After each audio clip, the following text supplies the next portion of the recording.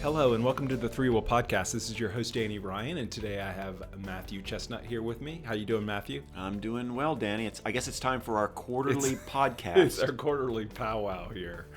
We spend a little bit of time together. It's good. I get to catch up on what your recent adventures have been. Yep. And it sounds like from catching up with you, it sounds like you've been doing a lot of administrative type of work. Yeah, we've got some sustainment customers. So this goes back to our previous conversation we had a few podcasts ago about our sustainment practice here at Three Will. And I'm rolling off a particular development project that I was on, and I'm about to start another one. But in the meantime, there's always something to be done for our sustainment customers. And in this example, we've got a couple of customers who are both running SharePoint 2013, completely unrelated, but just coincidental that they're both running SharePoint 2013 and in-house installations. And amongst some other things, they need some programming and some other work done. They wanted to get their farms up to date to a more recent patch level with SharePoint.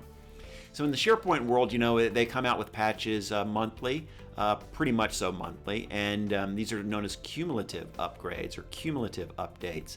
And there's a process that you use to apply these updates. Typically on a running SharePoint farm, you can always take the principle that if it isn't broke, don't fix it. Because, you know, anytime you introduce something new, there's a potential for a problem. And if you were an administrator type person to read the release notes and keep an eye on the comings and goings of SharePoint, you'd know specifically what these various patch levels, CUs, cumulative updates, etc. address. But in this example, one of the farms, there's a test and staging farm and a development farm, all leading up to production. So both of these customers have implemented best practices in regards to SharePoint because they've got these variety of farms. In other words, they just don't have a development machine and production. They go through the entire life cycle and they promote the application to the various stages so it can be tested. So it's easy for these machines to get out of sync or to an older level of SharePoint. So we started with one customer. They had 3 levels. They had staging, development, staging, test, QA, and production.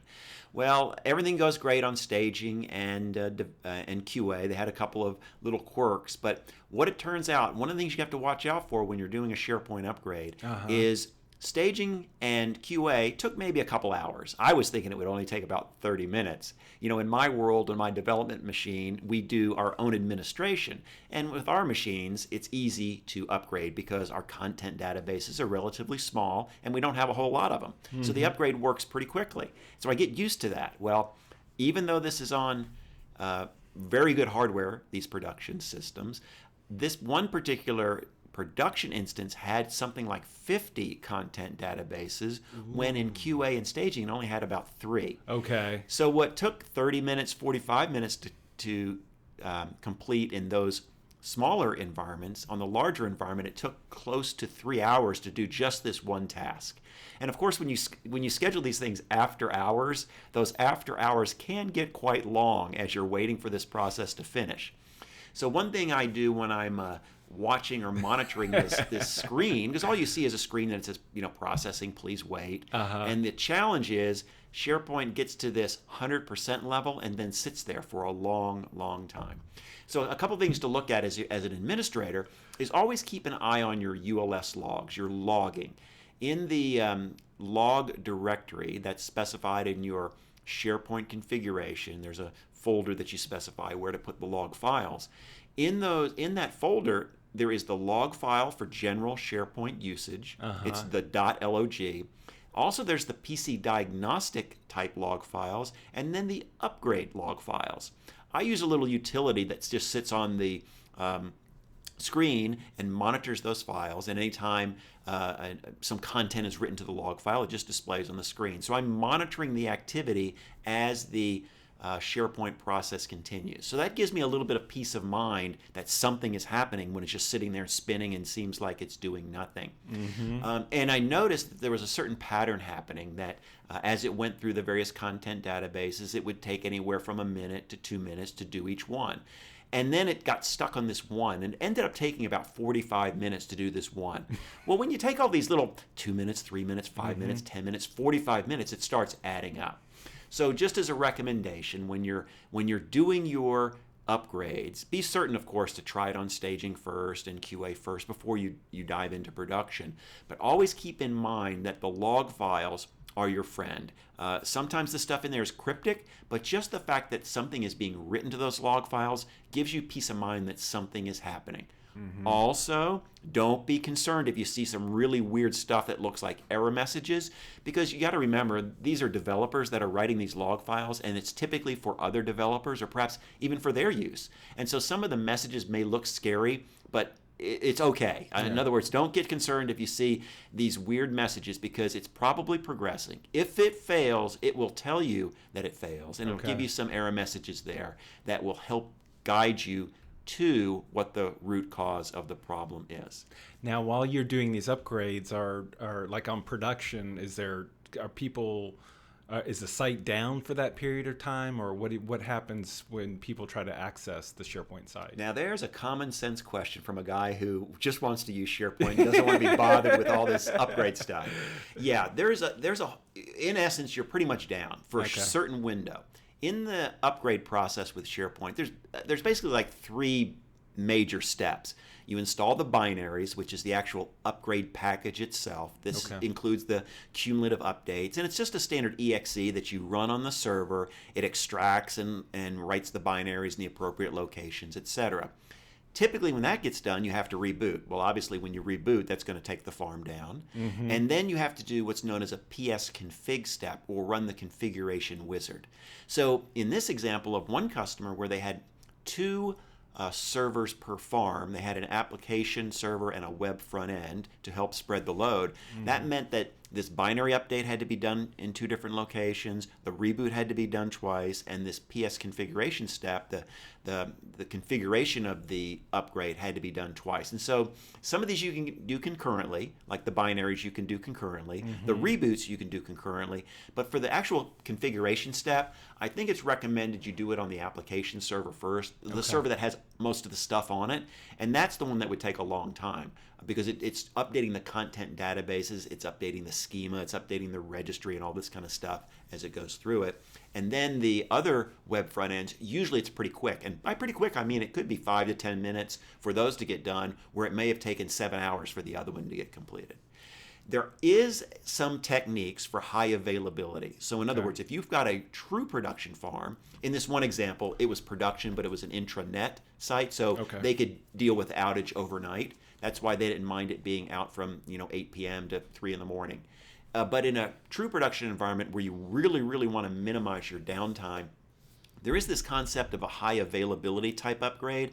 And basically what you're doing is you're kind of cloning the farm, you're decommissioning the old farm so that you can update it while the users are using this cloned farm, and then once the upgrade is done on the original farm that you really care about, then you switch it back. Now that goes beyond my pay grade. I'm just a kind of a developer guy, and I know administration because I use common sense and I read the manuals and I follow the steps. But there's definitely guidance from SharePoint in regards to this high availability concept. And for customers that depend on SharePoint, that they can't have an outage of a few hours, that is a route that you may want to consider. And you're upgrading obviously to SharePoint 2016. Actually, no. This was a 2013 upgrade. So it was an upgrade in place. Upgrading in place. In other words, they were running SharePoint 2013 already. But SharePoint comes out with these cumulative updates periodically, you're just patching, and they wanted something more recent. It gives people a gotcha. peace of mind if they're running something more current, and it makes sense. Okay, gotcha. And that both of those, it was the same case. You're not updating to SharePoint 2016. That's correct. Now, even though you're still within the same product family, sometimes you get some new features. SharePoint will add some features and capabilities during their life cycle. But in this example, it was just getting new binaries.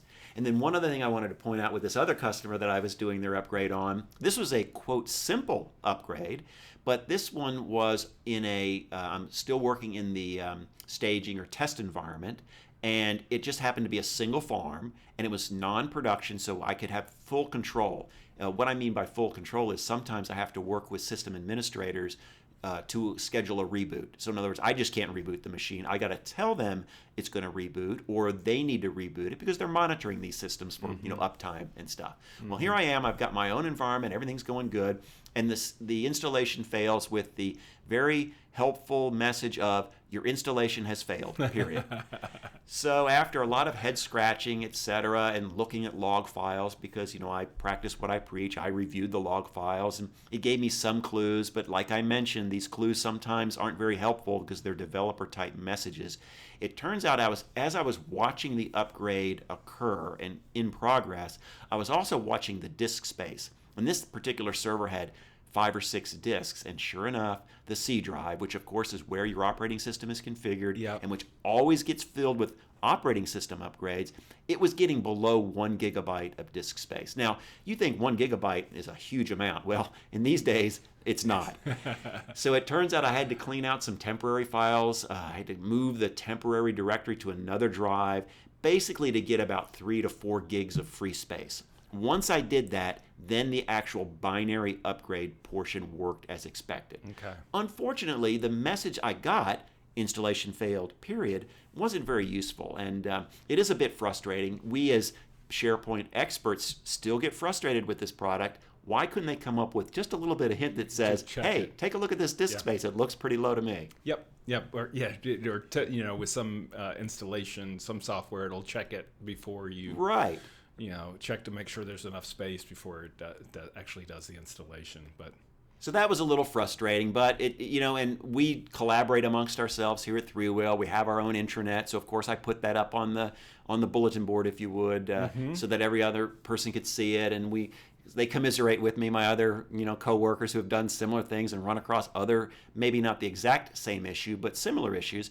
But it is interesting. It is good that we do collaborate like that, because kernels of knowledge like that do stick in the back of your mind. You'll just remember that, if I'm doing an upgrade, let me make sure I have enough free space on my C drive so I don't run into a problem later. Yep, absolutely. Yeah, now are you starting off on a new project now, or what are you up to recently? Yeah, we've got another set of sustainment projects that are coming, and in the sustainment world, we have these what I consider one-off tickets. They might be simple tasks that take 5 minutes, 10 minutes, an hour, a couple hours. But also we have miniature projects. So we've got a miniature project coming up where a customer is transitioning from SharePoint 2010 to SharePoint 2013. And we have some applications that we have done for them. And it's time for them to migrate to this new platform, 2013. Now, in the SharePoint world, that in and of itself is pretty straightforward, and we do that quite often internally just to test, to make certain, and we can tell our customer, hey, we just took your application that was on SharePoint 2010, we installed it locally and ran it, and everything looks good. Well, the snafu here is that the IT group that governs this SharePoint installation has decided that certain techniques and technologies that we used from SharePoint are no longer supported from them for this time forward in the future. So in other words, we have to re-architect a few of our things that we did. That in and of itself doesn't seem like a big thing, but unfortunately these things were really melded into the application. Things like event receivers and sandbox processes, all things that were best practices 3-4 years ago, and now have come, there's always a better way to do it, and they want to go with the new better way, which is fine, but that's the project. We're going to take the applications that are running fine today, we're going to move them to the new environment, and we're going to change the architecture enough. In essence, it future-proofs them. It takes away some of the SharePoint dependencies on some of the technology that SharePoint provided, but it does require some additional work. And that probably gets them a step closer to either moving into the cloud or to SharePoint 2016 as well. Absolutely. Once again, spoken by a true businessman, you're looking at the big picture. They don't realize that sometimes, and when we say, well, granted we have to do this work, but the benefit of doing this work is if you want to go to the cloud in the future, you're that much closer to doing so. Back in the old days of SharePoint, just a few years ago, farm solutions were the way to go. You'd write code, it would run on the farm, it would do everything you wanted it to do. But if you wanted to take that code and run it in SharePoint Online in the cloud, it's not going to happen. So we start decoupling the application code from SharePoint. We start using some of the more modern technologies and frameworks to help make this code more portable so it can run in-house or in the cloud. So that'll be more cloud ready than it is now. Now, whether or not the customer chooses to go to the cloud or not, it's certainly up to them, but the application will be ready. Great. Well, thank you so much for these updates and for spending the time with me quarterly. And Good luck on the upcoming projects that you've got going on, and thank you so much for all your hard work. Thank you for staying up to 3 a.m. in the morning when you did. Thank you for all your hard work, Matthew. You're awesome. You're welcome, Danny. Okay, take care, everybody. Thank you for listening, and have a wonderful day. Bye-bye.